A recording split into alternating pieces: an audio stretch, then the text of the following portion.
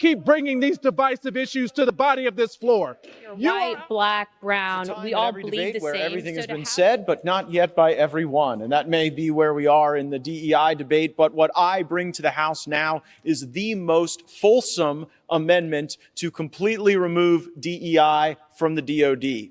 And even if my amendment doesn't pass, I want my colleagues to know that this NDAA in the base bill takes a meat cleaver to DEI. And the amendments that we have adopted in the last round of voting have certainly ensured that DEI, regardless of the passage or not of my amendment, will not be a principal feature of our military service if this bill becomes law, and that would be a great thing for our military. That said, it's important to note that in the name of DEI, our military has done some pretty strange things. Secretary Austin, in his first act, ordered a 24-hour stand down so that everyone could reflect on their extremism. The reality is, even majority-minority units in the military found this divisive. They complained to my office, and certainly it did not create a more lethal force. Also, in the name of DEI, we've hired some rather strange people in the government. There's one DEI officer named Calissa Wing, and she actually, if you can believe this, worked in the DEI's department at DODOA, the education system within DOD, and she put out the following inclusive tweet. I'm so exhausted at these white folks in these professional development sessions. This lady actually had the audacity to say that black people can be racist too. I had to stop the session and give Karen the business. This was the person that we had hired to create a more inclusive environment. And I think it's indicative of the inherently divisive culture that has permeated radical racial ideology. My amendment gives us the opportunity to pull it up by the root, and I hope my colleagues support it. I would add this final point before yielding back. We have standards in the military that allow the military to expel racists and white supremacists completely in the absence of DEI programs. We've had those standards in the military for quite some time. And so even if my amendment were to become law, I don't want anyone in the body to think that we would be stuck with people in the military that didn't meet long-standing, pre-existing standards of personal conduct. And with that, Gentleman reserves. The gentlewoman from Virginia. For what purpose does the gentlewoman from Virginia seek recognition? I rise to claim the time in opposition to the amendment, and I yield 1.5 minutes to Mr. Horsford. The gentlewoman is recognized for 5 minutes. The gentleman is recognized. Mr. Speaker, I rise today in strong opposition to this amendment. Mr. Speaker, the previous speaker, the maker of this amendment, talked about being exhausting. This issue that he has brought before this body and the committee is exhausting.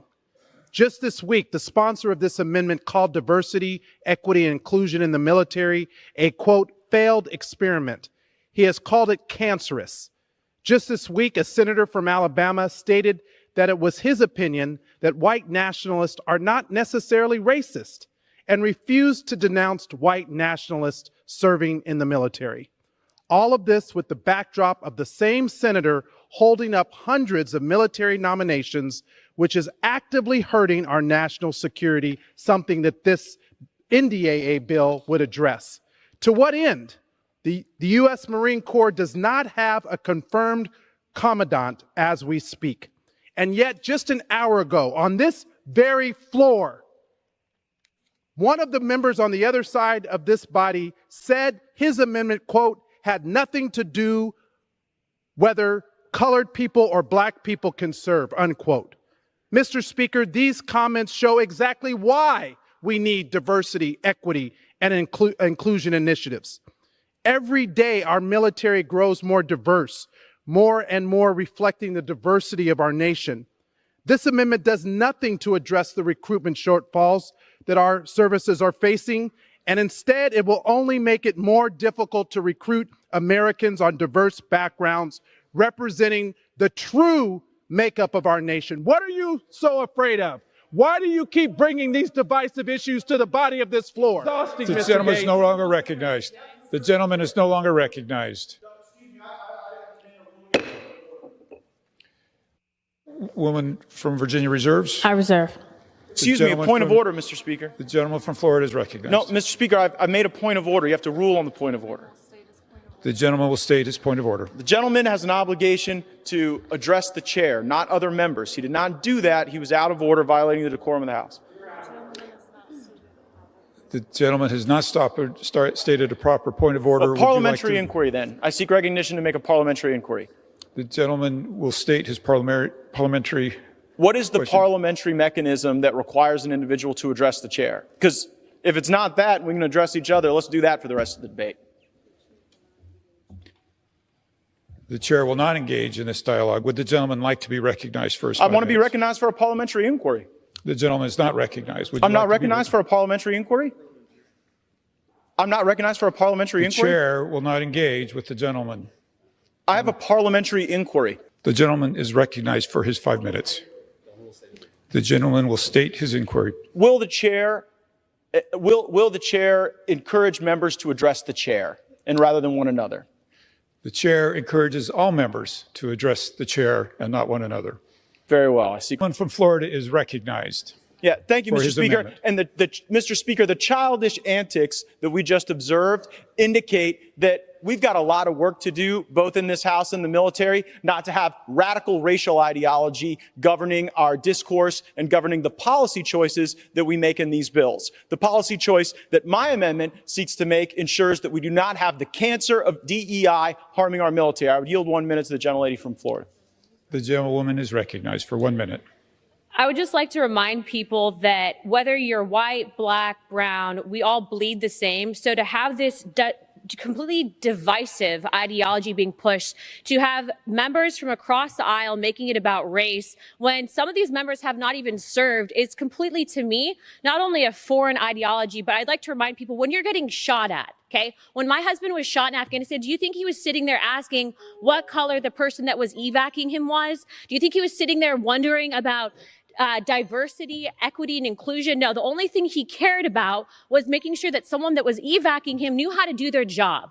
That's what the military needs to be focusing on. So to have it about race just goes to show that maybe more members of across the aisle need to be serving in our military, because that's not something that we focus on. What we focus on is mission readiness. That's what it's all about. I don't care if you guys think that I'm racist. I'm a minority woman. Maybe I'm the wrong color of minority for you, but I'm a minority woman.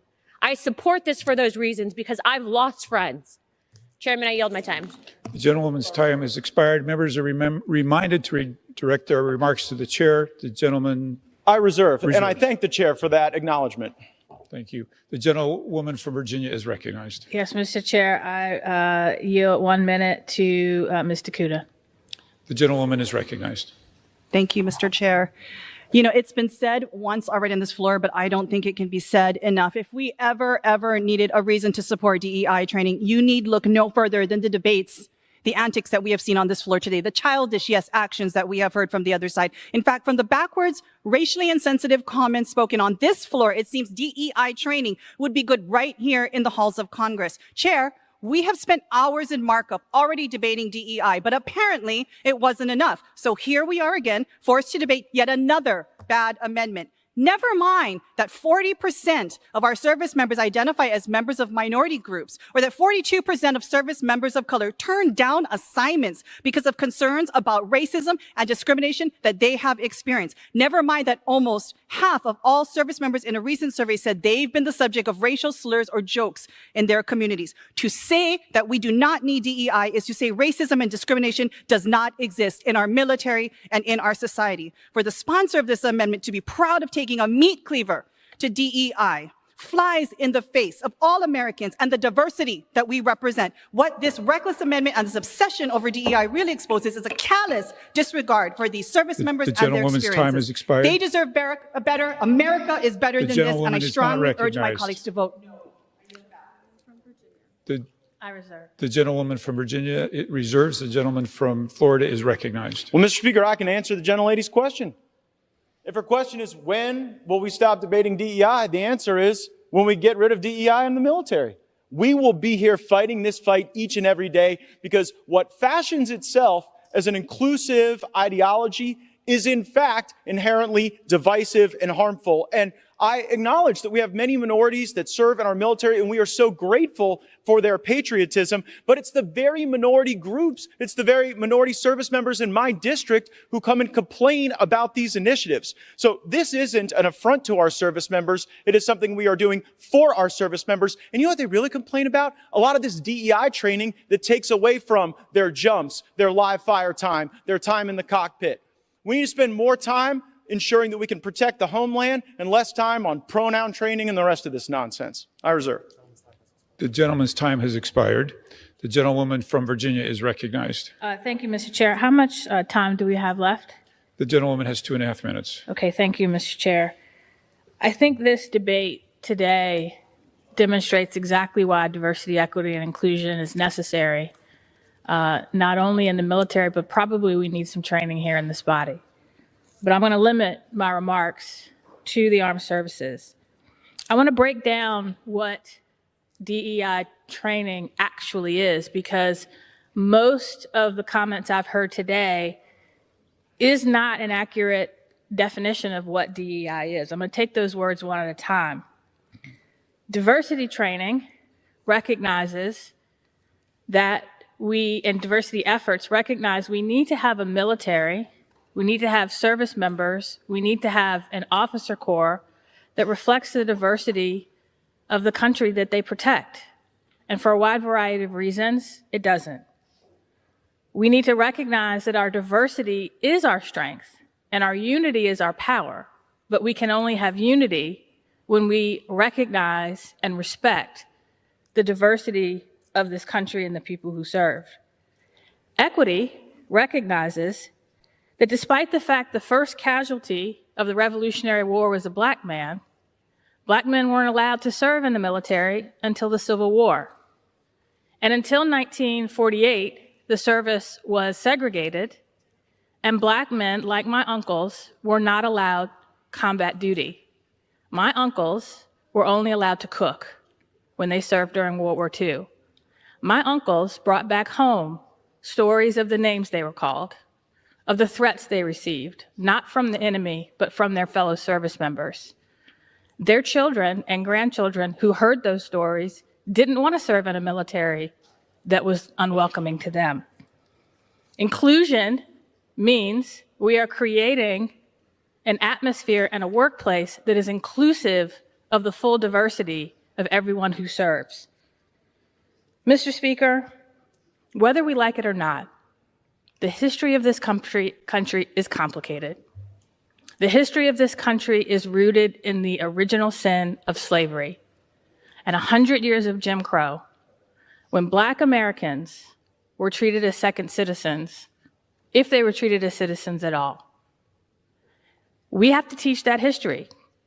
And most of the amendments we have seen today have either tried to whitewash that history or ignore that it ever happened. We cannot do it. I urge the body to reject this amendment.